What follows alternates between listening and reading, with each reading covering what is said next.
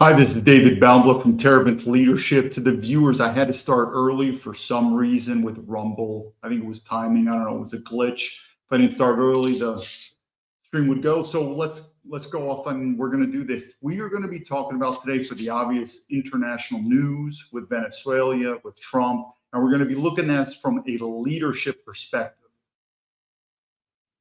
We're going to talk about the good and the bad for obvious reasons.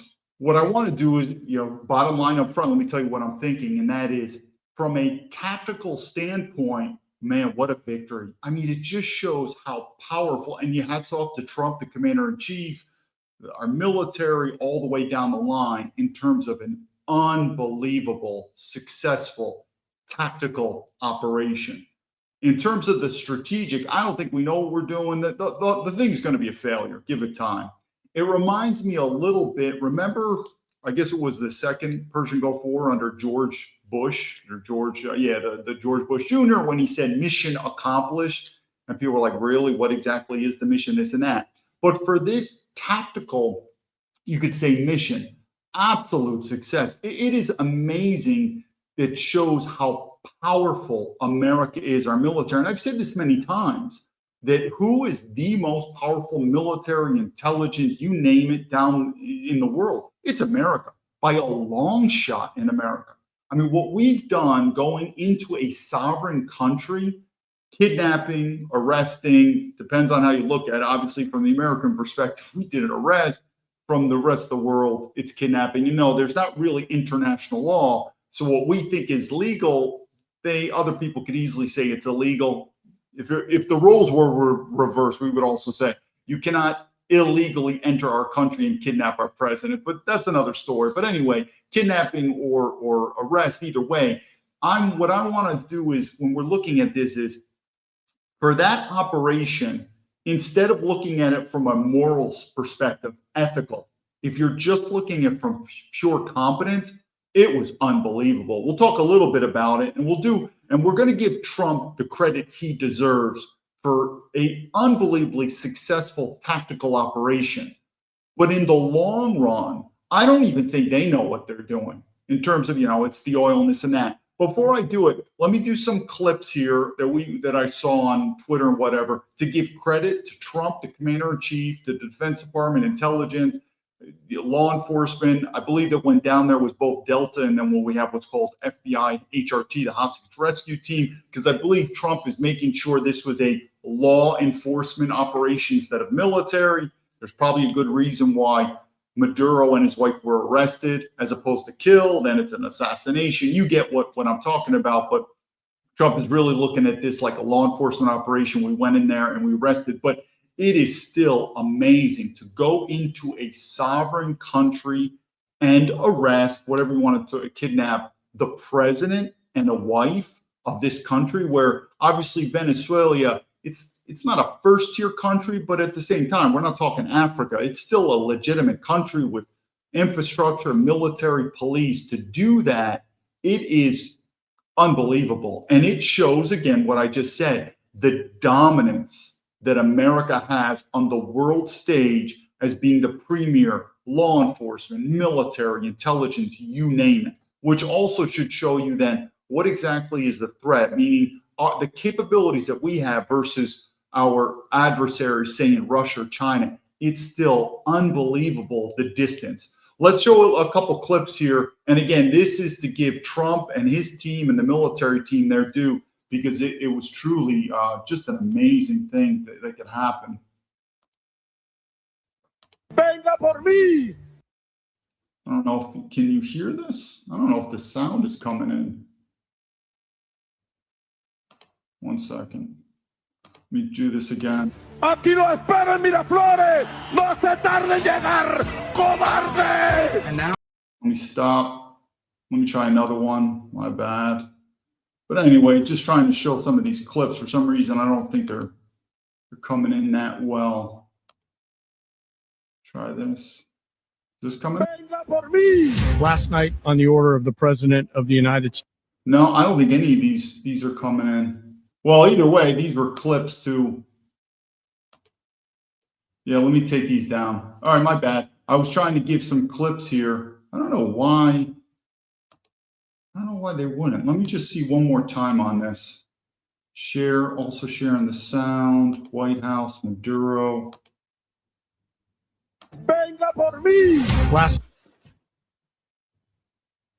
night on the order. Maybe that's why. Maybe they're coming in now. My bad. I should have done this. All right, let's look at this one clip here. But again, this is to give the credits where credit needs to be done. Venga por mí. Last night on the order of the President of the United States, Aquí lo esperan Miraflores. and in support of a request from the Department of Justice, No se tarde en llegar. the United States military conducted an apprehension mission in Caracas, Venezuela, to bring to justice two indicted persons, Nicolas and Cecilia Maduro. Cobarde. Nicolas Maduro had his chance until he didn't. He effed around and he found out. This was one of the most stunning, effective, and powerful displays of American military. Again, I cannot agree more. Again, we'll talk about the morality. We're going to talk about the long-term strategy. But in terms of this tactical victory, it is quite amazing in terms of power. And that is what Trump and his team projected across the world. And congratulations to him, but extremely powerful. Might and competence in American history. Like, I don't understand yet how they haven't figured this out. And now, if you don't know, now you know. Because this is the way it's going to play out. And I think people need to understand that this is not a president that just talks and does letters and press conferences. And, you know, if he says he's serious about something, he means it. But don't play games. Don't play games with this president's in office, because it's not going to turn out well. All right, what we're going to do is let's just go over here to let's just do this clip real quick here with Benny. Obviously, I'm not agreeing with him in terms of what he thinks is going on.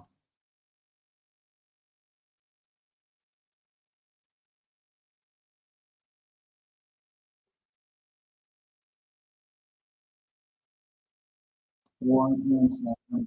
My bad. Let me pull this up. This is from Benny, and I'm not exactly too thrilled with this guy, but anyway, let's listen to what he's saying. The arrest of communist dictator Nicolas Maduro by the U.S. military signals doomsday for the globalist left. I just got off a phone call with a longtime friend of mine who, let's just say, is in clandestine diplomatic circles. I always wonder why they keep referring to the left, like this war is with the left and the right. I keep saying, and I made it very clear since I've come out, this is more about the globalists. I really think, I think this is a key point to talk about again. And I've mentioned this too about the far left and the far right. I believe we are going to war between the globalists and the nationalists, not the left and the right. And what do I mean by that?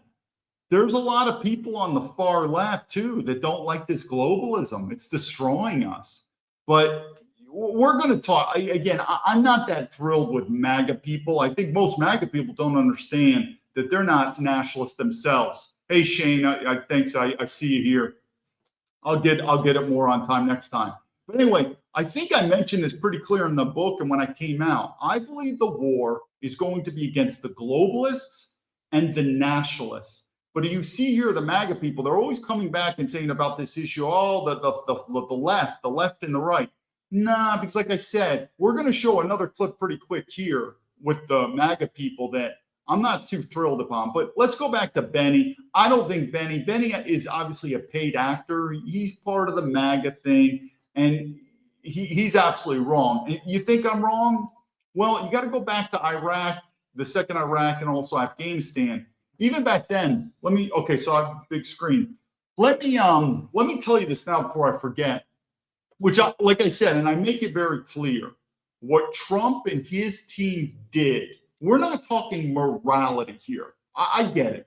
And we're not talking legal and illegal, because what's legal for us is illegal for other people. What is an arrest for us is absolutely kidnapping for other people. But if you can suspend the morality, what they did, meaning Trump and his team, the military, the CIA, the FBI, in terms of just competence, power, speed, precision, you name it, I'm telling you, it's 2 thumbs up. I am in absolute awe. It is pretty amazing what they pulled off.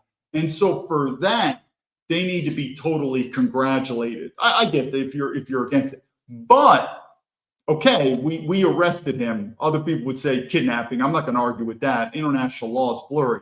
What now? What's the strategy now? And why did we go in there? And we'll talk about this stuff. So I want to make it known.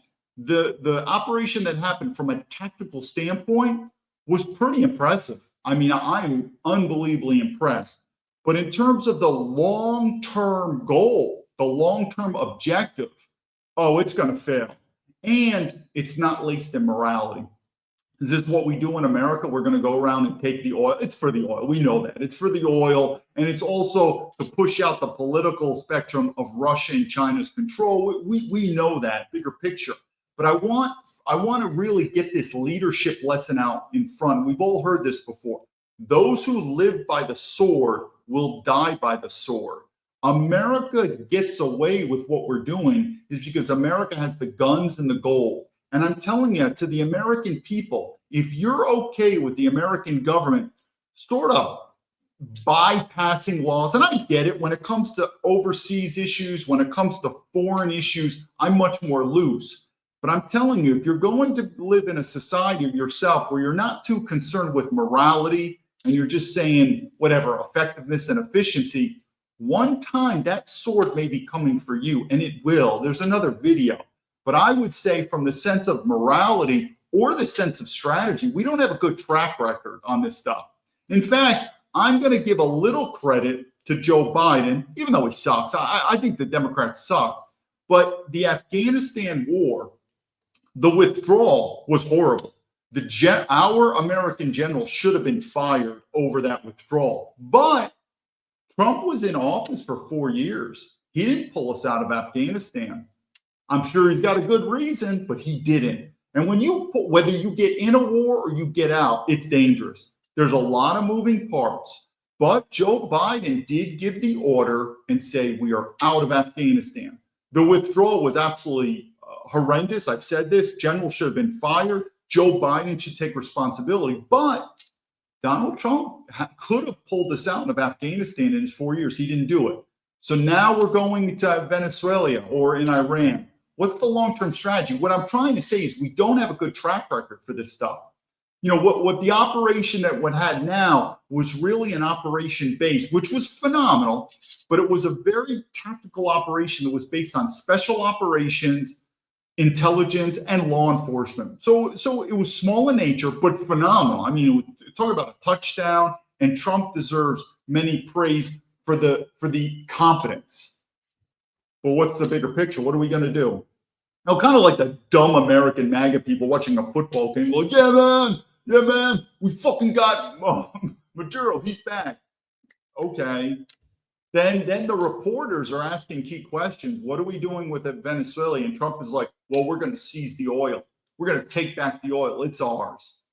And a lot of MAGA people said, hell yeah, let's do it.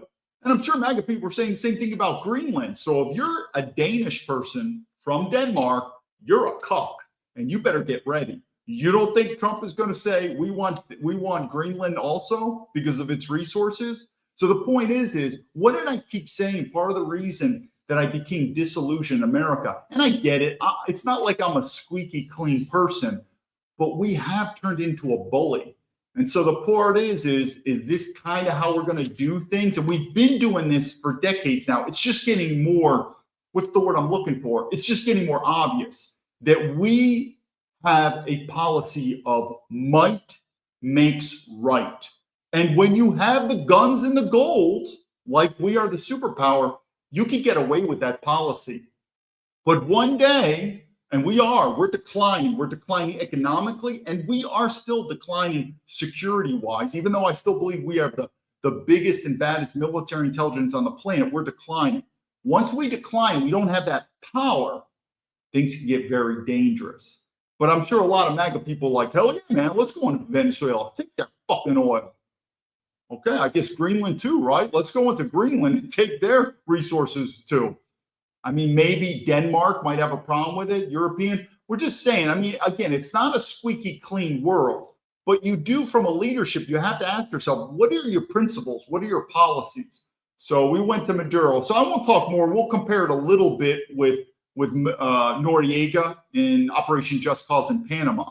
But we'll keep going. But like I said, from a tactical standpoint, it's unbelievable, and they deserve credit.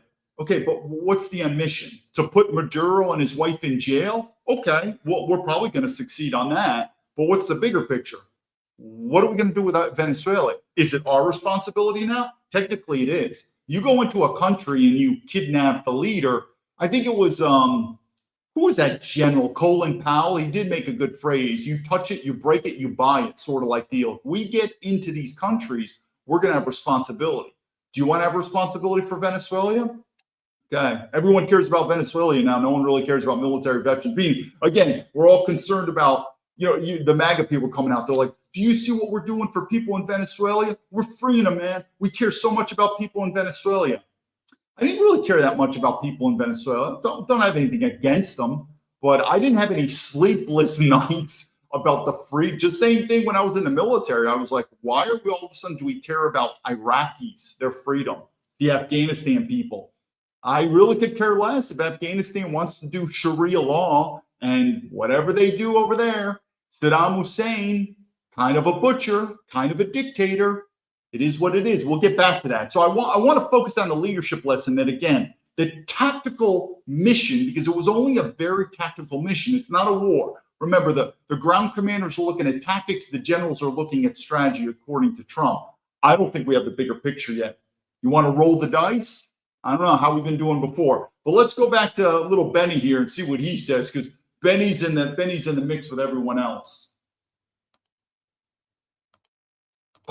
And they laid it out clearly for me exactly what's at stake right now and why so many people are panicking about this arrest and the United States' actions against the narco-terrorist state of Venezuela. Venezuela doesn't really exist. Venezuela is a proxy for China, Iran, and Russia. And they use that proxy. No, I'm not denying that. I'm not denying that. I mean, there's alliances. I'm not denying that, but absolutely. Russia and China, Iran, absolutely, they have alliances with Venezuela. But what's the deal? You don't think Taiwan has an alliance with America? So I guess, Benny, what is your point? Like I said, sooner or later, you live by the sword, you die by the sword, meaning a lot of our policy is we're bigger, we're badder, and we're going to do it. That's okay. But in the long run, you better keep that sword sharp, because if your sword gets dull, you're going to die by the sword you've been using. Which is not too far off the American coast, to wage statecraft level terrorism against the United States. And that comes in the form of chemical warfare, like with fentanyl. And we're going to talk about this. Let me talk about this now, because Benny's. So what did I tell you about Director Ray, the last FBI director who got fired? He's a traitor. The FBI is the lead agency for counterterrorism and also counterintelligence. And they're the lead agency for domestic national security. Anyone with common sense knows that the southern border, or whatever border, could be Canada, whatever border allows you into America, if it's not secure to prevent illegal aliens or illegal contraband from entering America, that is a national security threat. He, as the FBI director, had the power, the authority, and he should have done it, declare that the open border is a national security threat. He didn't do it. He's a traitor, along with so many other people in our government. So what I do want to do is this. Does America have a drug problem? Absolutely. And I've said many times, I'm not pro-law enforcement, but I've said many times, for instance, ICE, if you are an ICE agent and your responsibility, we're not talking U.S. citizens, we're talking deporting illegal immigrants. Don't fuck with American citizens. But if your job as ICE is to deport illegal aliens, illegal immigrants, I could shake your hand and say, thank you for your service. The same reason I've said about law enforcement, securing our borders. I'll tell you, that's tax money well spent. It needs to be done. So Trump is doing that? Absolutely. Now, there was an instance where Trump was blowing up the boats coming from Venezuela. That gets iffy. And in the future, I might regret what I'm saying, but right now, fuck them, blow them up. If Trump because again, I'm looking at defense. I'm not looking at offense. But again, the problem is the intelligence, and it's risky because normally what should happen is you should allow the Coast Guard to intervene, intercept the boats, make sure that there is drugs on board and arrest. But I get it. Our legal system is just crap. And I guarantee Trump is the guy. And I've said this, he exudes strong man. And I like that. And Trump probably said, how's the intelligence of these boats? And the director of national intelligence, Tulsi Gabbard, who got intelligence from the FBI, the CIA, the DIA, and she's like something like, we're pretty sure that those are drug boats. And I think Marco Rubio said, then that means they're coming with an intention to harm America. And Trump said, blow them up. I don't really have a problem with that. It's a little in the gray area that defensive. This is different, folks. This is offensive. This is an invasion. This is about oil. This is also about the political move of China, Russia. And I'm telling you, you are going to be a bull in a China shop. When we go into these areas like Iraq, Afghanistan, we are going to lose 100%. But I want to focus on that too, what Benny said, and that is, I agree. We have a drug problem in America, but you could take defensive measures. One, all illegal aliens, deport immediately. Two, you need to spend as much tax money as it needed to accomplish the mission. What is that mission? Seal the borders. That only legal people are able to enter America, and legal substances. That's absolutely blowing up the boats coming there. It's risky, but if Trump believes in the intelligence, sometimes maybe there were innocent people. I mean, the intelligence gets screwed up, but whatever. That's in the gray area, and I'm going to let Trump deal with it. But that's defensive, and I totally agree with that. I also wrote in my book, it was hard because my book, I think it was like 500 pages. Then my editor came in and he said, hey, it's too long. So sometimes I tell people that's in my book, and they're like, dude, that's not in your book. So some parts I wrote, but I didn't include them. But one of the things is I talked about the drug war. And I said, listen, if we're really going to get hard on the drug war, we've also got to look at legal drugs, our pharmaceutical firm. So I don't want to talk about that now. But the part about Benny, I agree.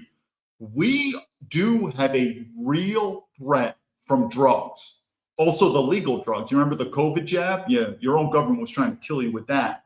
So taking defensive measures, absolutely. The drug dealers, sealing the borders, and you could say taking preemptive actions like blowing up any sort of transport device that's coming into America. I get that. This is different though, people. We are now doing regime change. We don't have a good record. We'll see where this goes, but I do want to mention that. Let's go back to Benny and see what he's got to say.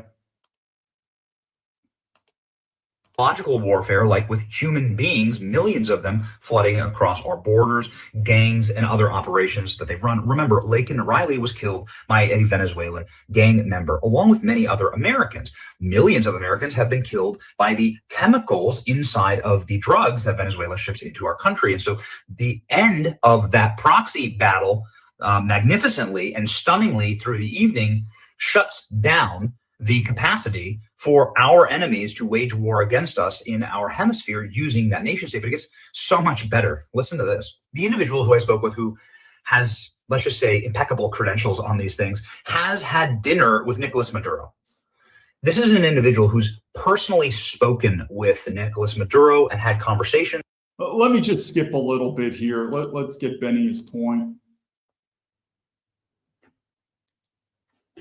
I don't know if this froze it. If it did, all right. Let me just talk. I got some other videos. So I think Tulip, you said about the drug boats. I get it. I mean, we're at war with drugs. The problem is this is technically how it should have been done. The Coast Guard should apprehend the boats. I get it though. Our legal system's screwed. Now we're going to take them in. Now they're in jail. If Trump feels like the intelligence is good, they're in international waters, and he wants to blow them up, I'm not going to stop them. It is what it is. So, but I do believe that the drug issue, same thing with China. I don't know that if China's sending fentanyl, I've said all the time, then maybe let's declare, and I need to go to this clip really quick right here to answer. China's the enemy. Maybe it's time to decouple. Let me show you this clip here on Twitter to kind of show you what I'm thinking, where what we've lost in America. Part of leadership is you have to have principles, and you generally get them from three areas. besides your mom, your dad, your teacher, we're talking really high level. You get them from religion, from spirituality, or philosophy. Generally speaking, when you live in a world, and guess what, our globalist corporations, and Trump is a bit of a CEO where he's looking at money, and I get it, he's practical, but we don't really have principles. And I'm going to show you a clip. So I get it in terms of the defense of the drugs in America, but once you start doing offense like regime change, good luck. We really don't have it. Let me show you this clip that I did on the Twitter to Elon Musk. Jacob said, yeah, I mean, like I said, I'm not going to defend. Let me show you this right here. Okay, I think it's this clip right here. So let me come here. The reason why, okay, so this is Elon Musk. And Elon says, if you look at below, he says, this is a win for the world and a clear message to evil dictators everywhere. So he's talking about Donald Trump. And I said, what a phenomenal operation. I'll go into it a little, maybe with the Delta and the FBI HRT. But this is what I wrote him. And this, we're talking about principles. And like I said, Elon Musk is an extremely rich and powerful person. I'm a nobody, and I know that. So it doesn't really matter. But sooner or later, empires fall. And believe it or not, that might makes right.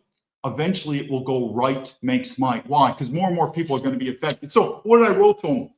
Who's an evil dictator? And I think if we're using their logic, 99% of normal Americans would say China, right? Or Putin or North Korea. But let's focus on China because that's where I'm an expertise. But let's face it, I think a lot of people would put China in that book, Xi Jinping. Not, and if he's not an evil dictator, then again, we got to go back. Who is? So let's just assume that most Americans would agree with Elon Musk, who's sort of hinting that China's the evil dictator. Well, if anyone's been to China, like me living here for 15 years, Tesla, his his electronic vehicle, it is so infused in the Chinese economy. They have a huge Tesla factory in Shanghai. So the point is, you know, if you told your wife, you know, how our next door neighbor is a pedophile, he's evil, and your wife's like, really? You're like, I know it. He's a pedophile. He's been charged. He's out of prison, but he's had sex with kids for whatever, 10 years. And you're telling your wife how evil a pedophile is. And your wife says, okay, what are you doing tonight? Oh, I'm going to go play cards with our next door neighbor. She's like, I thought you just said he's an evil pedophile. Yeah, but I don't know. I need a buddy to play cards with. It just wouldn't sit right with people. Well, China's an evil dictator. Why is he doing business with China? Also, something else that you could see what I wrote in the end, it's like, this guy's got so much money. He talks about freedom of speech. I've been suspended 3 times on X. 3 times. I'm an American citizen and military veteran. And he's going to lecture people about freedom of speech and an evil dictator. You know, China's not taking away my freedom of speech. Now, it is true. In China, you're not going to get, but that's China. I'm talking about, I'm an American. This is American social media here. Why would you censor me as an American military veteran? And at the same time, you're making billions of dollars with the Chinese government. And then you're going to lecture me on who's an evil dictator? Should raise the question, but I said this all the time to Americans. Is China an evil dictator? If they are, 1, we should stop buying all products from China. We should not allow any Chinese to come to America for any reason, immigration, tourist, student, whatever. All of the American corporations, to include Tesla, they need to leave China. I mean, wouldn't that make sense?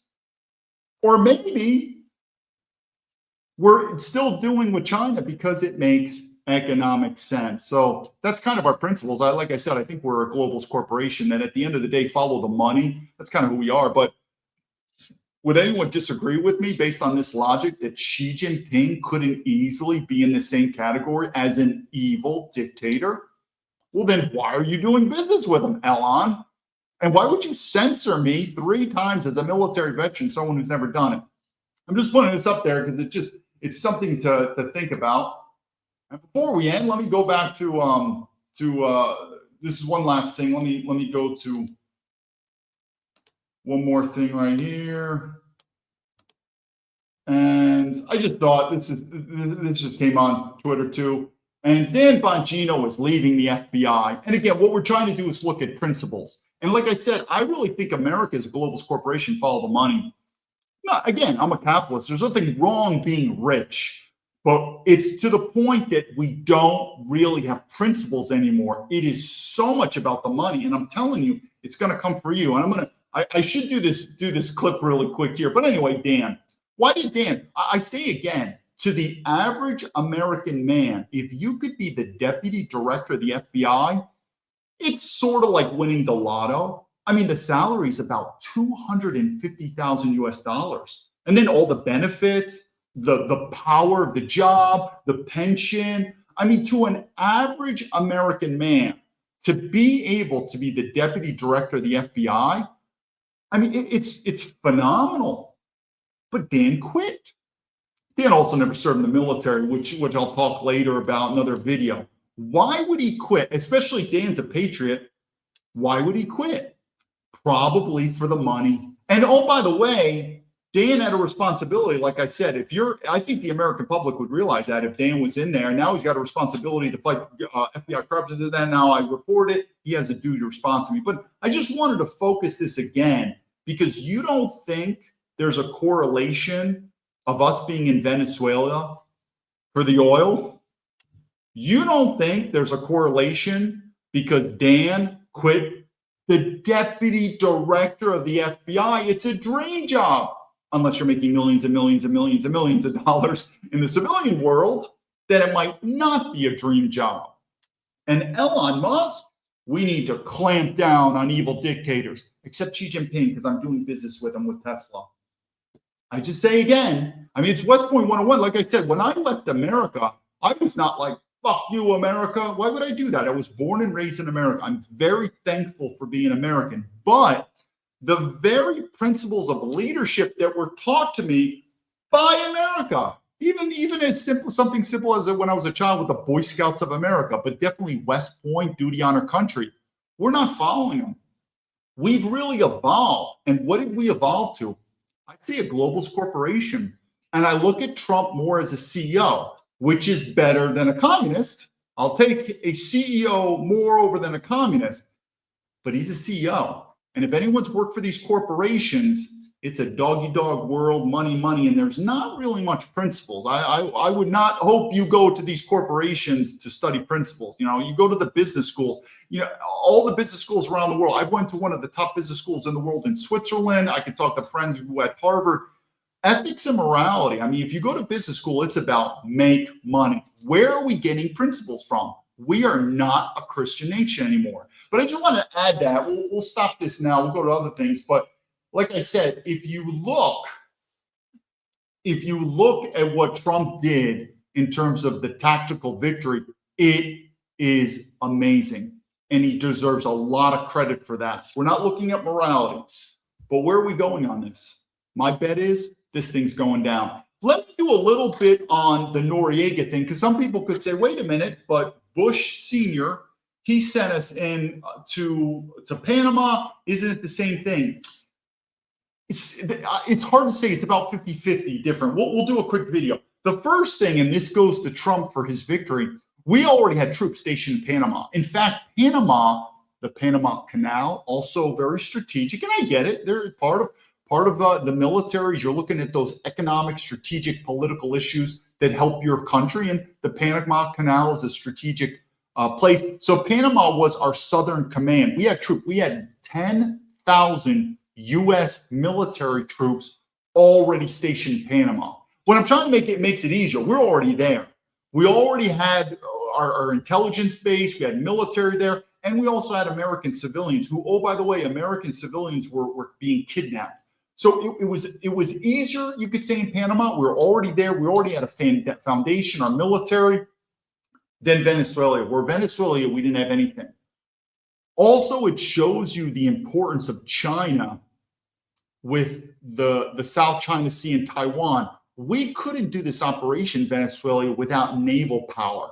Where did the Delta, where did the FBI HRT, where did they launch from? They launched from the naval forces as we pulled up to Venezuela. So how are you going to get to the target if you can't get there on land? Now, we could have infiltrated through, I guess you could say, friendly countries in South America, but is there a land-based axis? If there's not, you're going to have to go by sea. Obviously, you could do an airborne operation. We'll go into it. When I joined the military, I joined in the 90s. So a lot of my instructors, they were veterans, not only of Vietnam, of the Operation Just Cause in Panama. So I knew people that were in the 82nd Airborne and in the Ranger Regiment. So they did an airborne drop. But you have to ask yourself, if you're going to do these operations, how are you going to get access to the target? Are you going to go via land? Are you going to go via sea? Are you going to go via air? So that's why the naval power is so powerful and strategic. And that's also why China, and this is the bigger picture, what we did to Maduro, it definitely shows we are strong, we are powerful. And Donald Trump said to the world, I got the big dick here. I can't argue with him at all. But it's similar to sanctioning the dollar. When you start sanctioning the dollar, what do other countries think of? They're going to get away from the dollar because they don't want to be dependent on the US dollar. What does this say, what we did to Venezuela? And oh, by the way, I know American law, it was all illegal. It was all a legal arrest. Yet that's not how the other world looks at it. The other world looks at it like that was an illegal kidnapping. What do you think other countries are going to do now to America? Get armed. They are going to get their nukes, because they're going to realize that there's no such thing as international law. Basically, whoever's the big guy in the block. So meaning if they have a contention with America, the UN is a joke, and I agree. I think many times should be defunded. How are they going to go up against America? Guns and ammo. Meaning they are going to realize, just like they're saying it's time to get out of the dollar, they're probably saying we need to build up our military. That's the only way we're going to stand up to, believe it or not, America is looking like a bully.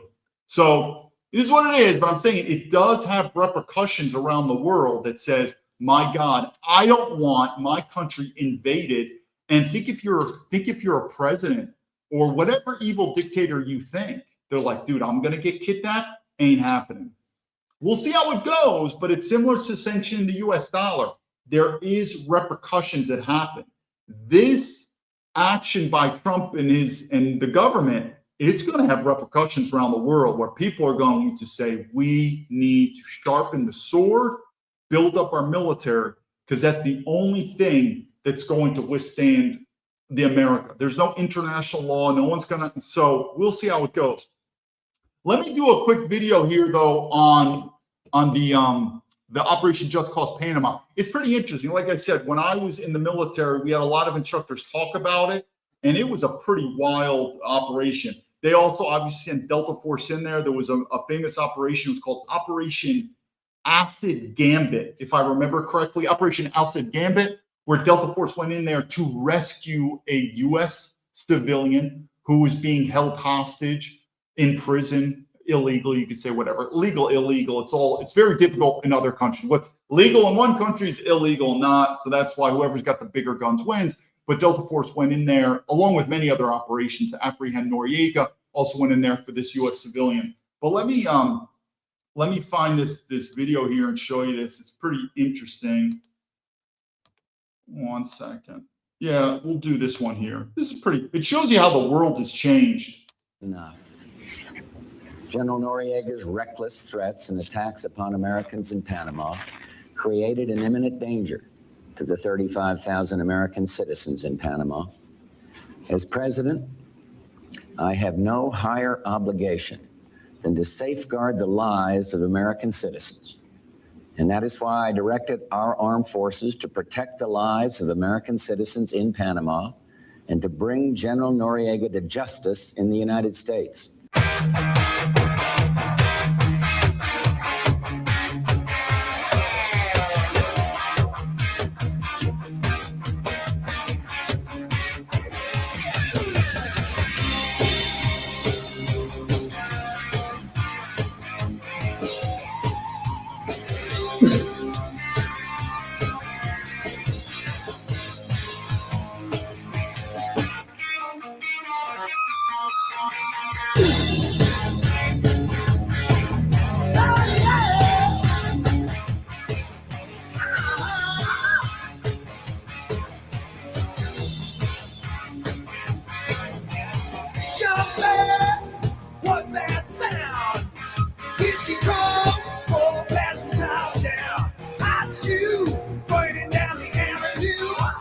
citizen, zero display.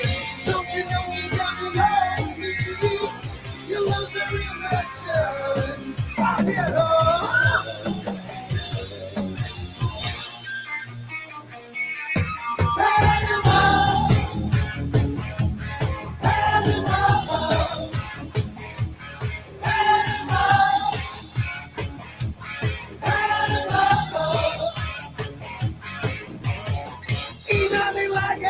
Shiny machine, got the feel for the whale, keep the moving parts clean.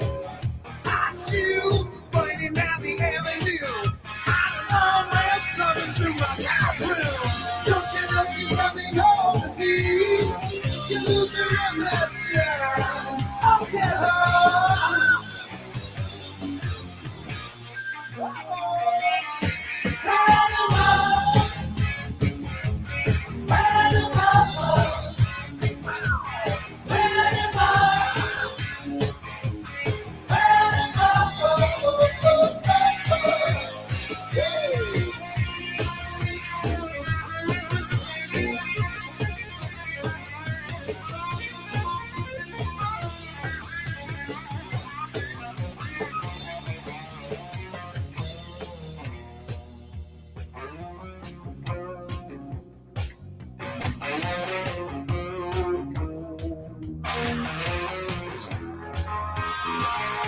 She's lying, I'm lying, right behind it, me now. Got the feeling, but I was hearing, busy bobbing, me no stopping now.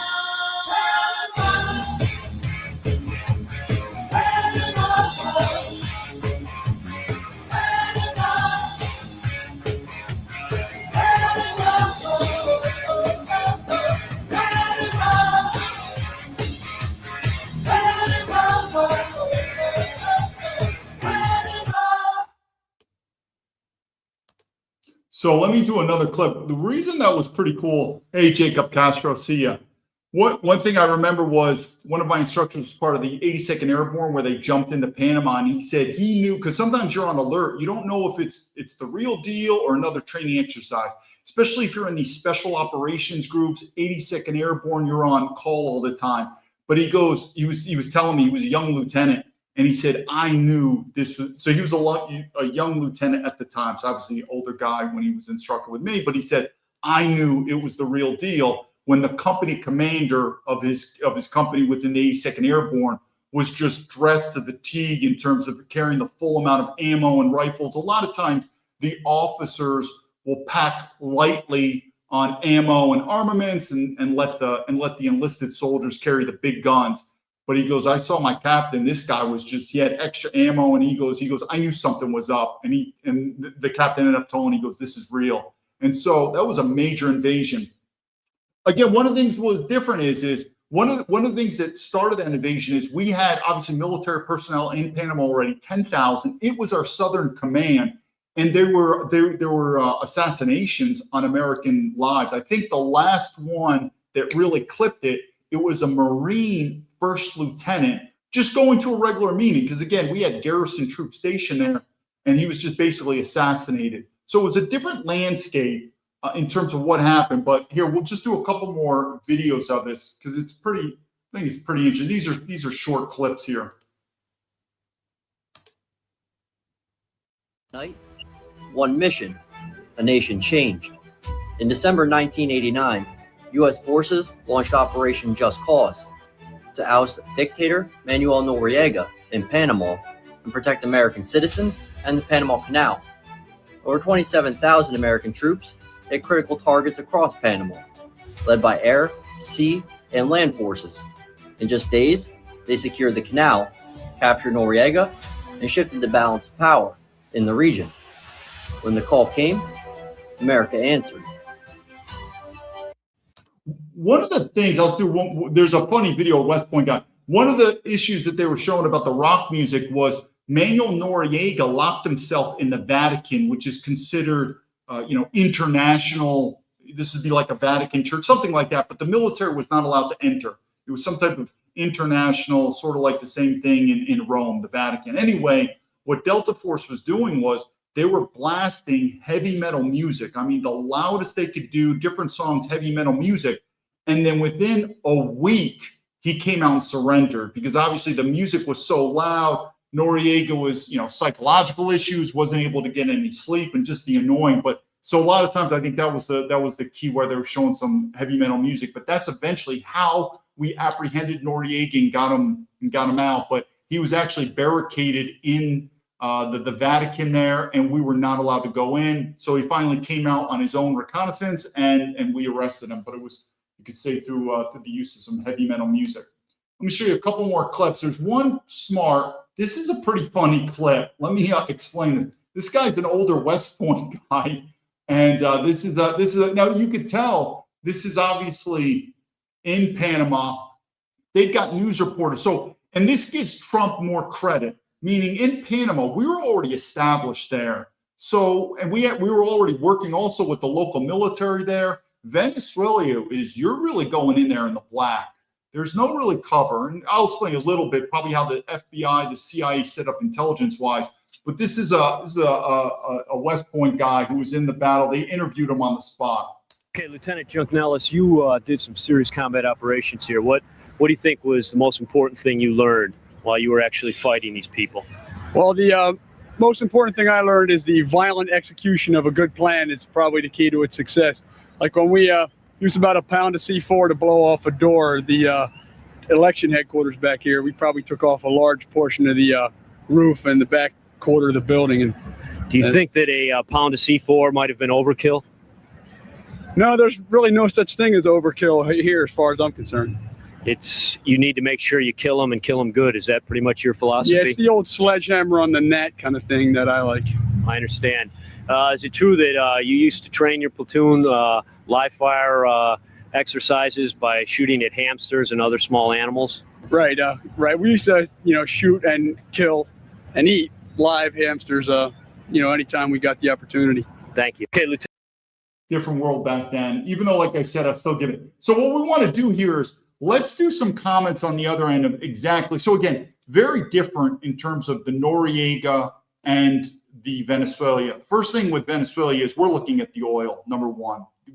I believe they're going to do a video. It's got the largest oil reserves in the world. Two is the influence of China and Russia. It's strategic. The problem, though, is unlike Panama, we're not there. Like I said, it's sort of like, remember when Osama bin Laden was assassinated or killed or whatever you want? Everyone's like, yeah, man, the war on terror. Is the war on terror over? Not really. So everyone's clapping with this issue with, the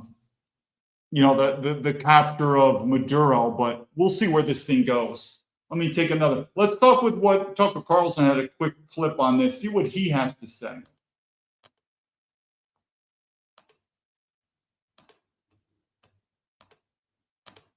Maduro, the communist leader of Venezuela, who I guess were on the way to killing or something, forcing out regime changing him. Maduro, most people didn't know this, whatever his many faults, has the most socially conservative country probably in the hemisphere. It's just a fact. I mean, I didn't make this up. I'm not in charge of Venezuela. Just noticing. Venezuela has banned abortion, banned gay marriage, banned sex changes, and banned usury. You don't have credit cards with 40% interest in Venezuela. Ben Shapiro responded this way. He's shipping fentanyl to the United States to kill Americans. Why do I give a shit whether he's anti-LGBTQ rights? Maduro's against Israel. Oh, I don't give a shit. You spent like a decade pretending you did give a shit. Do you agree with Tucker or Ben Shapiro? I mean, if we look at that logic, 1 second. If we look at that logic, I would say we probably need to already go into China. I mean, wouldn't you say? I mean, if our logic is we're against socialism, we're against communism, I guess. Remember, if you voted for Trump, and one of the reasons I like him is Trump is more toward nationalism. Yeah, that's called fascism. That's called National Socialism. I like it. I don't see a problem with this. But the point being is when we're looking at these regimes, I don't think we understand what socialism or communism, we just say these names. But you're telling me China wouldn't be anywhere in this boat? Meaning if you say Venezuela is evil, the drugs, China shipping drugs, why wouldn't we go to China? I really think it's only one reason. We're not powerful enough. If we were, would we be there? Yup. Do you think China knows that? And probably China's like, build our military. I mean, what advice would I give to China? Build your military, build that. But it's hard to reconcile, let's invade Venezuela because it's socialism, but we're not going to touch China or Russia or North Korea. I think maybe it has to do, like I said, Venezuela is more, it's the Monroe Doctrine. I think you said absolutely, they're more in our realm. But then again, that's probably why China's so big on Taiwan. You don't think China wants an American military presence in Taiwan? I don't blame them. Same reason. This is our hemisphere, just like Cuba. So there's the political issue. We don't want China, Russia in our sphere. We want that oil, which is money. But maybe we just use these words like, no, we're going there because of socialism. I really could care less. I could care less in Afghanistan having Sharia law. Doesn't really bother me. Don't really care. But what's in it for us? Maybe it's just economic. Let's go to another video and we'll see this.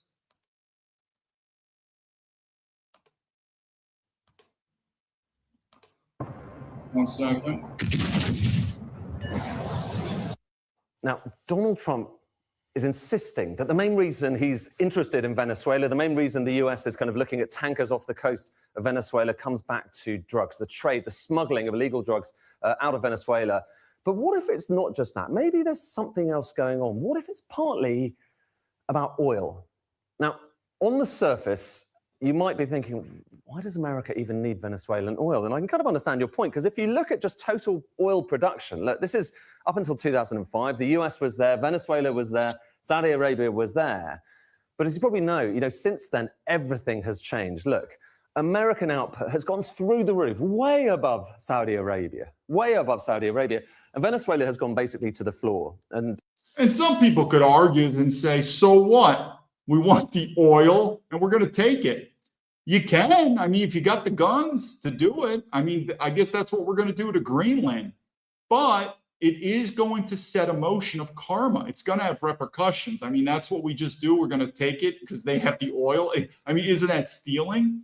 Again, you get away with a lot of things when you're the big boy on the block. And oh, by the way, there's a lot of Americans like, hell yeah, I'll do it. You're not in the military. I'm not going to fight any of these wars. So as long as the American war machine continues to go stronger, then we could get away with this stuff. If it doesn't, and that's why Trump, who's a nationalist, he's very big on military, which I get it, because he needs a big, strong military to get away with this. But I mean, some could argue and say, screw it. It's our oil and we want it. All right, we'll see where that goes. that's kind of post-Chavez, Maduro. They're one of the minnows now, and I think 21st biggest producer in the world. So again, that question, why should America care? Well, in the US, that big rise is largely down to this. It's down to the shale revolution. So you've got fracking all around the US producing extraordinary amounts of crude oil.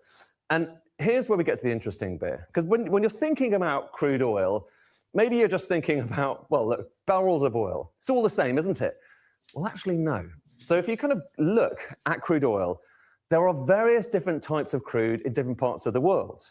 There's actually kind of various different ways you can categorize it. But one way you can look at it is look at the kind of density. So you're basically looking at how thick that crude is. And when I say thick, I mean literally how thick. This is showing you global production broken down by the density of that oil.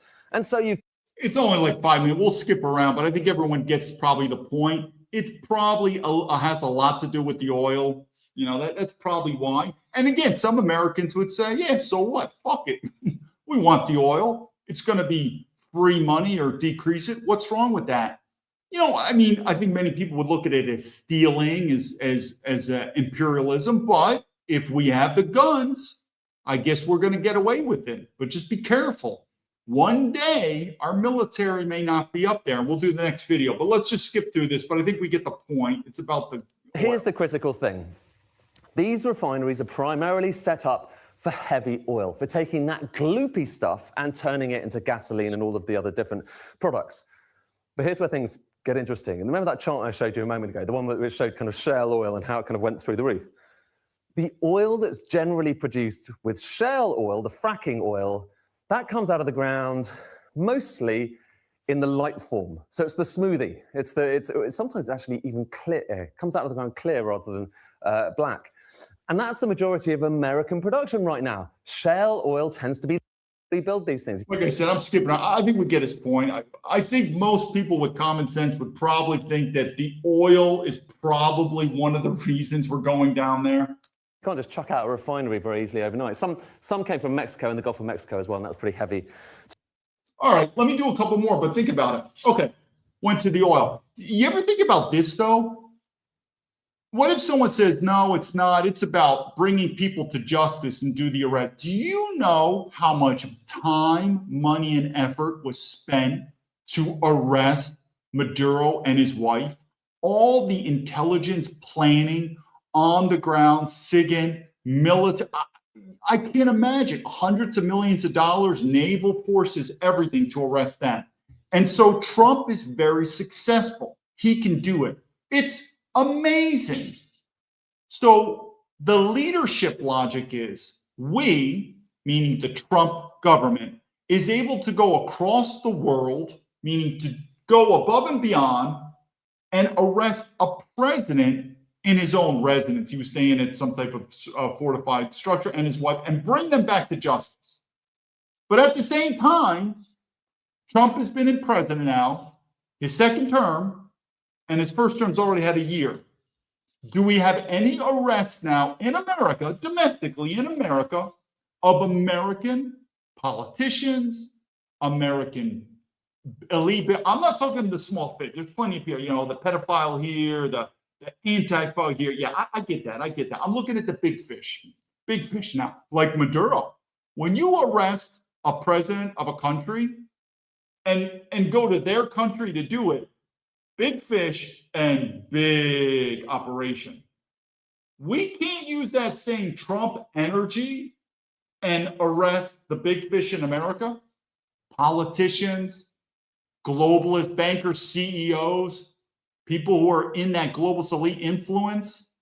But it's interesting. I don't remember hearing of any type of arrest now. And you might hear, yeah, but Trump is really pressuring Pam Bondi to make arrests. Okay, I mean, he is. But the point is it's showing that Trump is very capable of making, probably, it's going to go down in history as one of the most just unbelievable arrests, like in terms of competence-wise. It's going to go down in history. So we have the capability to do that. All the investigations, the FBI, investigating, tracking evidence. And you're telling me, not correct me if I'm wrong, I don't see any arrests that have been made yet in America. It's very difficult to think about those two. And then what I'll do here last is we got two more clips. Let me just do this clip here. And I'm telling you, this is where our track record, now we're bringing it back to foreign policy, because I thought this is a pretty interesting clip.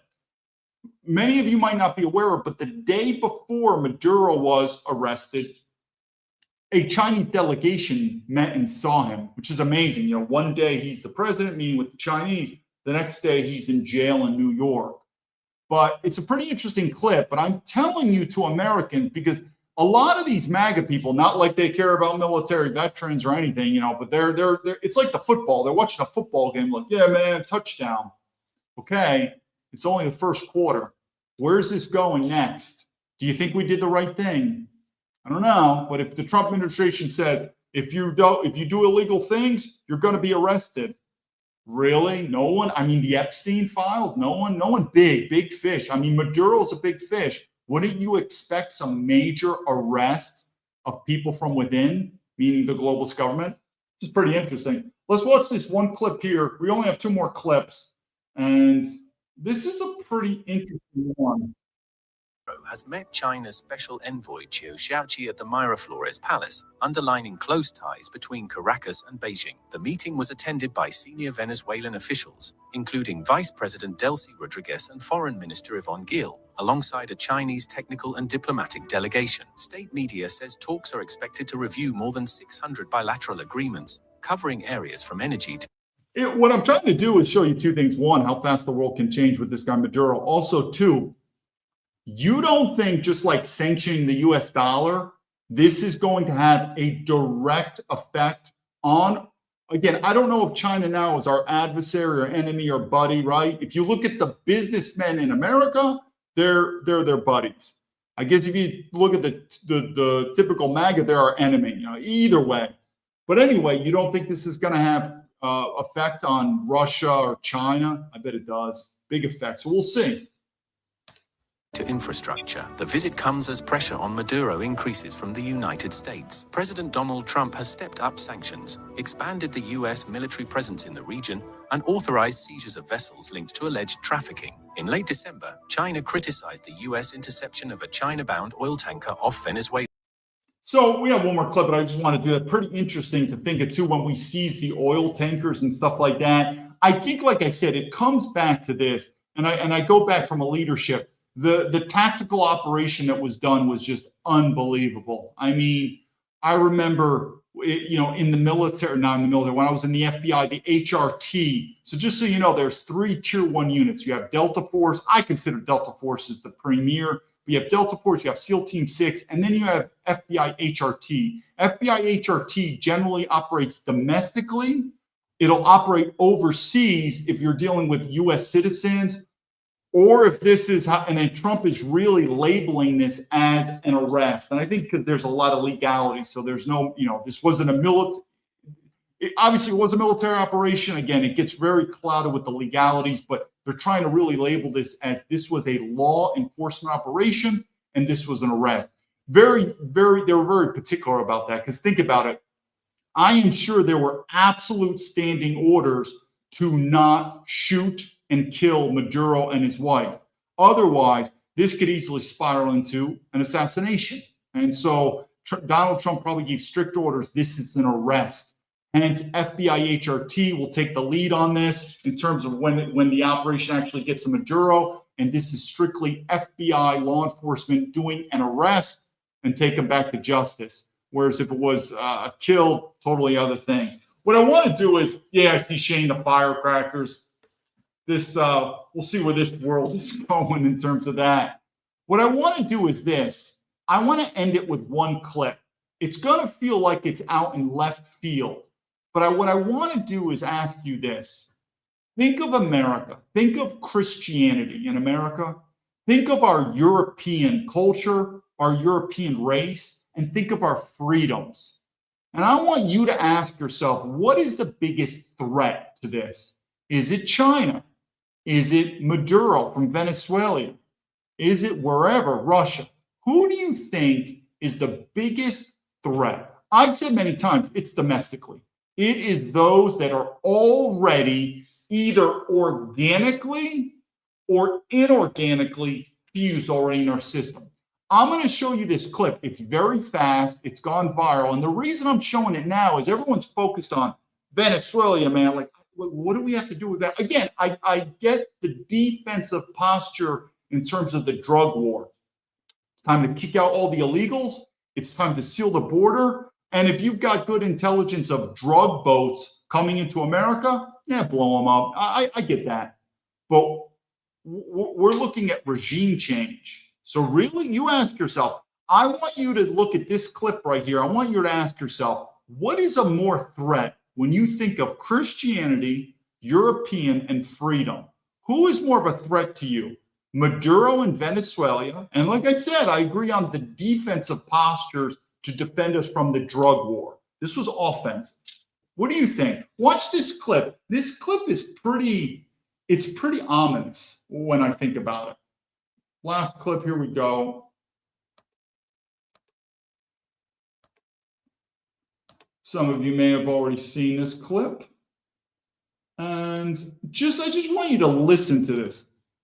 What do you think about this? And again, let me caveat this. I don't know much about this person, but it doesn't surprise me. His name is Shlomo Kramer. He's an Israeli. He's the CEO of a tech firm. I'm going to assume he's not an American citizen, like a dual. He's not. Maybe he is. Maybe he's an American-Israeli dual citizen, or maybe he's just an Israeli citizen. That matters in a little bit. Well, definitely, if he's not an American citizen, why is he elected? I want you to listen to this. We're going to play this clip twice. I think it's that important. And I want you to ask yourself, where's the bigger threat coming? Is it really from Venezuela, or maybe there's a bigger threat that's already in America? We need to control the platforms and take control over what they are saying. So AI is going to revolutionize cyber warfare, is revolutionizing cyber warfare from critical infrastructure to the fabric of society and politics, and undermining it, giving unfair advantage to authoritarian governments against democratic countries. First Amendment type of...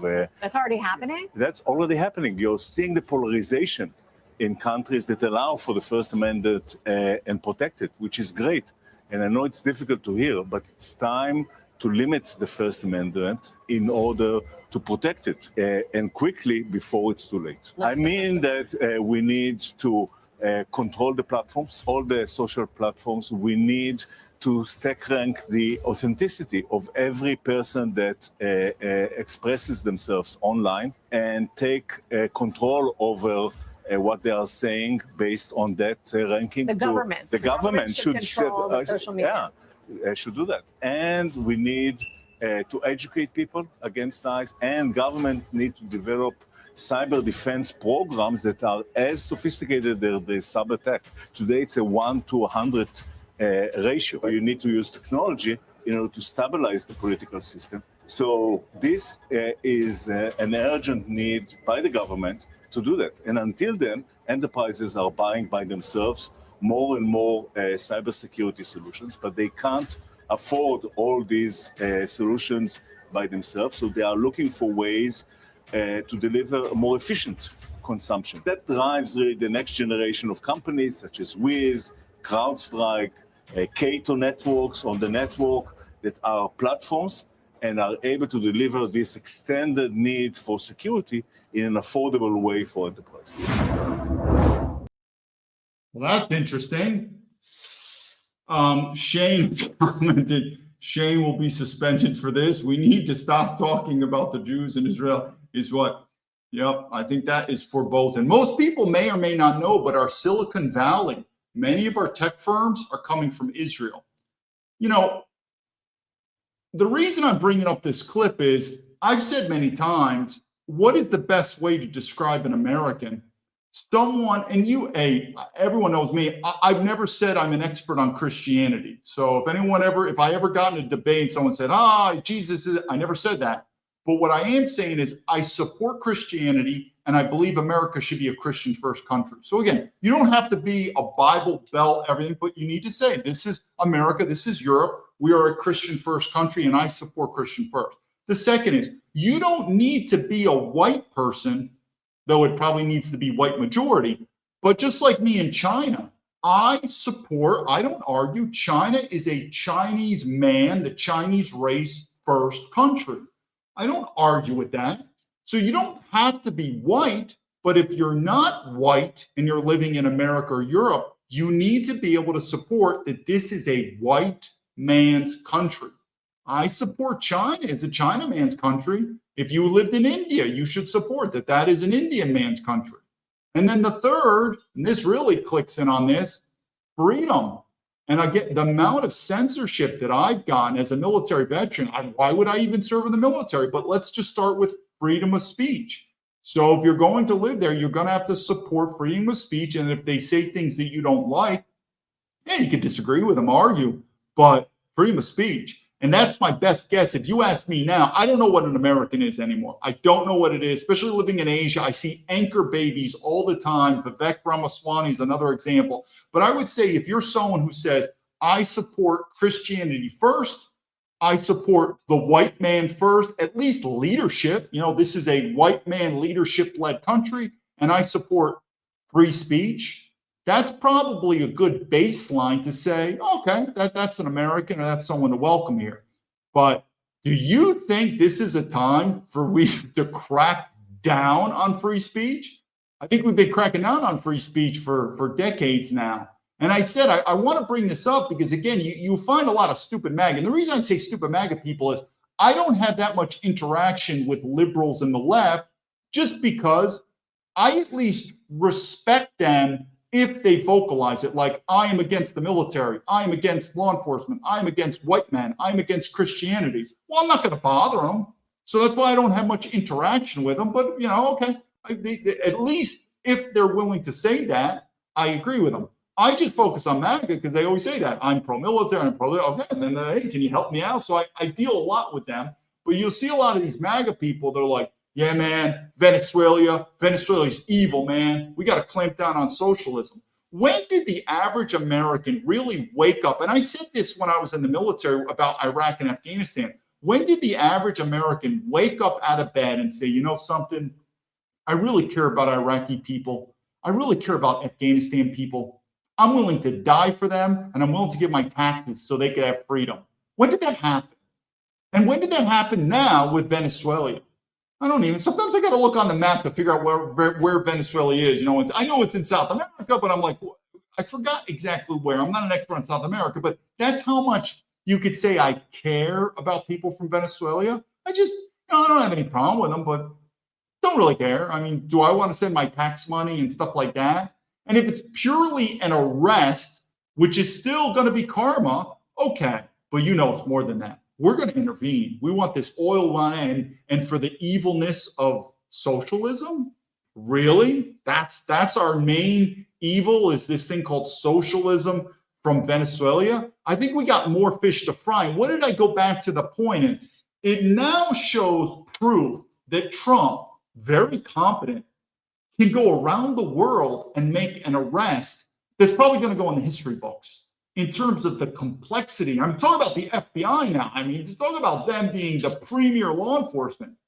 But we can't do any of that in America with people that may be taking away our freedoms.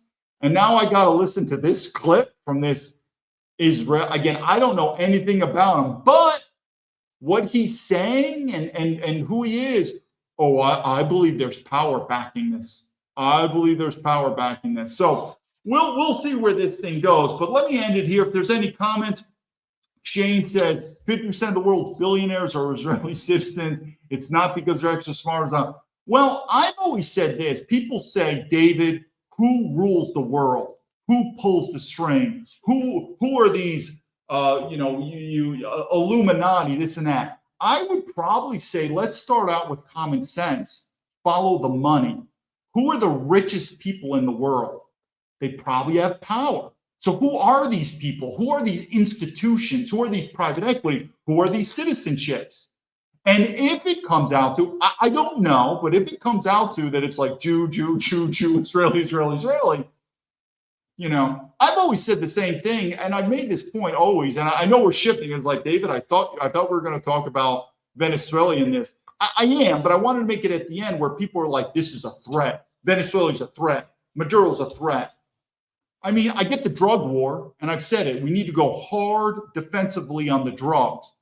But, invading this country and taking all the oil, it's probably for the money and now socialism. I can think of bigger threats. This Israeli CEO, to me, is probably a bigger threat than Maduro is. That's my guess. And like I said, the best way to solve the fentanyl drug crisis is, like I said, you seal the borders, you kick out all the illegals, and if Trump wants to blow up these drug boats because he believes the intelligence is good enough, there's going to be innocent people. There's going to be mistakes, but you can't make an omelet without breaking a couple eggs, and there'll be, who knows, maybe 10% of the boats, it was false intelligence, and 90% of them were truly drug boats, and they're dead. That's a great way to fight the illegal drugs. The pharmaceuticals is another thing. So what I want to do is from a leadership standpoint, we know this is, there's a difference between looking at, you have to look at the horizon. Where's the strategic view? And so, yes, Trump, keep morality out, competence, what he did is phenomenal. But what's the end goal, though? What are we doing? It reminds me a little, like I said, you got to go back to President Bush when he was in the aircraft carrier and it said mission accomplished. Remember Iraq? And people were like, yeah, man, mission accomplished. Let me tell you this story now so I don't forget. We'll end it here. Because it goes on the mission. It says, what's the bigger picture? I had one of my West Point classmates. This was the second person go forward. He was stationed in if I remember correct, Fort Stewart, Georgia. If any Army guys, you could tell me, is it the 3rd Infantry Division or the 4th? I think it's the 4th. I think it's called the Ivy Division, Mechanized Infantry, Fort Stewart, Georgia. That was his unit. He was in Iraq. I never went to Iraq, but I'm at what's called the U.S. Army European Headquarters in Heidelberg, Germany, which is overseeing the war. And I'm talking to him on what's called SIPRNet, which is like a secret form of communication. He was already, if I remember correctly, he was in Kuwait with his unit, and they were about to do, what was the word? It was the spearhead, like the spearhead to Baghdad. And I'm talking to him. I'm in Germany. I'm talking to him. Now, again, we were young. I think at the time we were first lieutenants or young captains in the military. And I remember I looked at him. That, again, I'm trying to compare this with Venezuela. There's a comparison. Give me a couple seconds. And so I'm talking to him on Germany on the secret net, and it's a big deal. I mean, his unit's ready, and I said, dude, when are you going to launch? When's the operation? And he's like, man, any minute now. We don't know. You know, it's classified, but we're on standby. And as soon as it's a go, we're going. And again, he was in a mechanized infantry unit. And I remember this when I was in Germany. And again, this relates to Venezuela. I said, hey, what's the mission? Because as a leader, you always ask, what's the mission? You ask it again. You ask it again. These things change. These things change. We know that. You know, meaning you ask it, every day, you ask it every month, every year. What is the mission? You have to synchronize it, because I'm telling you, the fog of war, it could change. So I said, what's the mission? And I remember he said this. He goes, well, we're going to launch. Obviously, this is mechanized. So you're talking heavy armor, light armor, and we are going to Baghdad. And we are going to kill and destroy anything in our path, and we're getting to Baghdad. And I believed him, meaning I believed him. That was not only a legitimate mission, kill and destroy, but I knew they could do it. Because again, even back then, the American military is so powerful. Most people don't know. But then I asked him the second question. I said, once you get to Baghdad, what are you going to do? And that's when he started stumbling. Now, it is true, we were young officers, so you may assume that, and that's what we said. We said, well, probably the generals know. So go back. I said, when you get to Baghdad, what are you going to do now? What's mission number 2? Because I said, I believe that. You're going to get to Baghdad. You're probably going to take some fire here and there. He's telling he can't tell me all the routes because it's classified. Even we're on a secret communication. But I generally said, dude, you're going to rock and roll. You're going to get there with minimal casualties, and you're going to get to Baghdad. But once you're in Baghdad, what are you going to do? And he started stumbling. He's like, well, that's when the transitional government's going to take charge, and we're going to hand it over to the Iraqi people, and then we're going to go. Again, I can't see him. We're talking on the phone, but I can tell by his voice he's stumbling. And I didn't even remember. I remember I said, that doesn't sound like a good plan. And he's like, how the hell do I know? But that's when we said, but the generals, we always assume that the generals know what's going on. I'm sure they have a good plan. They know it. Because again, once you get out of kill and destroy for the military, we don't have many capabilities. So in terms of Trump's tactical operation that he did, that is in the fundamentals: special operations, the intelligence, and the FBI. You could say snatch and grab, hostage rescue, and arrest. So it's very complicated, and I still give Trump an amazing amount of credit to him and his team for doing this. But then when he starts talking about, well, regime change, we're going to go in there, anyone with common sense is probably thinking, let's see how that is. It's going to go to shit, 100%. And then, this is where I'll end it, and then that last video that I showed you, you ask yourself, all the time, money, and effort and everything to deal with this threat from Venezuela. You ask yourself, where's the biggest threat? And what did I say? The main threats are domestic. And I would say someone who's going to take away your freedom of speech, that's up there. Someone who is going to take away our European identity, that's up there. Someone who's going to take away Christianity, that's probably up there. Was Maduro doing that? Again, I'm not going to argue. I think the drug war is very serious. And I've said many times, when it comes to law enforcement for controlling the borders, controlling entry, illegal contraband, kicking out illegals, blowing up drug boats. Hey, full speed ahead, do it.